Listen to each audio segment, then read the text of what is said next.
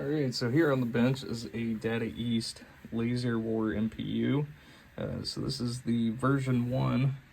So it's set up with the 6116 RAM, which I'll get an NV RAM put onto the board here. I'm actually running really low on my stock there, and Mauser and DigiKey are both out of the FRAM that I purchased, and so I scrambling to figure out what to do with that. But anyways, this board came in with quite a bit of rework that was done to it.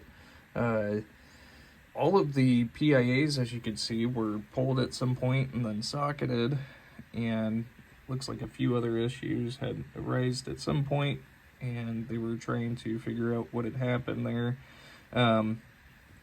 Board came to me completely not booting, and there were a few things there. One, it was missing a 6802 CPU, and so that right there, I had to populate one onto the board.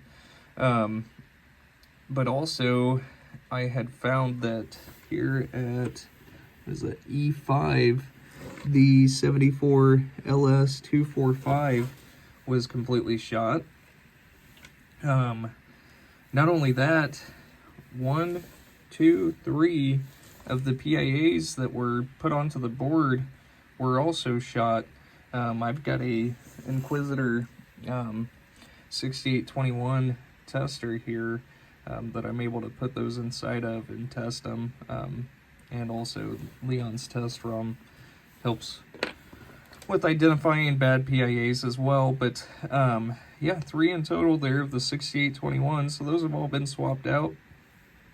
And then lastly, as far as the last thing that it was not booting was the game ROM itself. So I'm not sure what had happened here with this cabinet, but I would be going through this thing completely from top to bottom before installing this board back in there, just to make sure you don't have any shorts or anything like that anywhere, you know, any connectors that have been hacked into, anything like that, because the ROM that was installed looked to be a brand new ROM at some point, but that thing, whenever I had eventually had gotten it to erase, I was not able to rewrite to the EEPROM itself, and so I've got a brand new EEPROM installed here on the board, and also replaced the power input header, replaced the 470 UF capacitor as well as the 47 UF here. The capacitor here at C130 was actually broken. One of the legs was completely severed off of the capacitor there, so that's been replaced as well. And then we also had another header down here that was beyond its last leg, and get that connected correctly. And I want to say there was one more, but maybe it was just the 2 that I had replaced there on the board. But I think that pretty much covers everything. So let's go ahead and get this thing booted up, which with these early revisions, the Laser Wars, man, they boot instantly.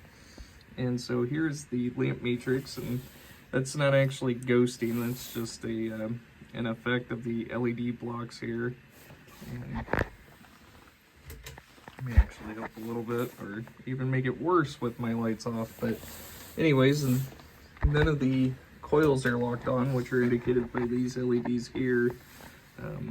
That's likely a flasher that's going off and on there. Yeah, because that's actually synced with the, you can see the lamp matrix. But let's go ahead and get this thing into test. And this Laser War is just super slow going through the test. I don't have a soundboard attached. I didn't have one sent in with it, so we'll go ahead and skip that test there. But we can go through and test the displays. Those aren't actually flashing, that's just having all these overhead lamps and LEDs. They just do not cooperate well with one another. Again, these tests on this, it's just honestly just the early revisions. Even Phantom of the Opera and Time Machine had really slow tests. And let's see, Next test is going to be display manual, which we'll go ahead and skip that. And then into switch test. So we're just going to go through testing both rows and columns at the same time, just moving diagonally through the switch matrix. And the last switch is switch 64, so all 64 switches are reporting. And here in the test, the active switch, if I sit here and I click advance, I cannot pass this test. I don't know why Data East coded this in this way. On the later revisions, it would say active switch and then it would pop up as none. But on Laser War, you have to actually press one of these switches in order to,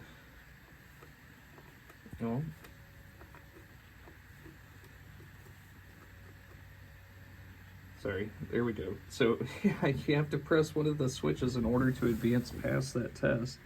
And so here's all the lamps. And the next test is going to be the lamp rows. We can cycle through those, and those are all working properly. And then here is all of the lamp columns. And those are all working properly.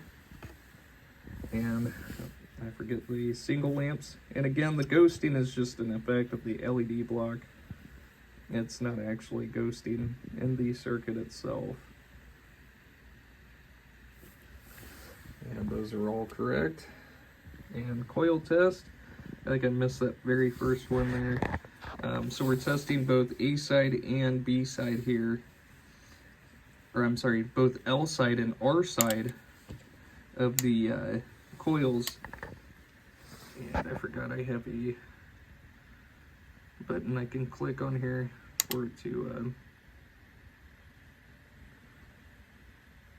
switch back and forth with the relay. And so there's that first LED, first solenoid, and then also the special solenoids here that are all switch controlled, and those are all working properly. And then you can do individual coils, and that is the end of the test. And so there we are 100% good to go. Oh, and I will mention that somebody had populated J5 here, which is typical for whenever you have a C5 only, such as Phantom of the Opera or the Simpsons that you combine onto one single EEPROM. However, here with Laser War is C5 only. It's just a single 27256 that's populated here on the board, and so having it jumpered there for J5 was incorrect and will cause all sorts of different issues there on the board. And so I've corrected that with populating J4. But again, we are 100% good to go. Thank you so much.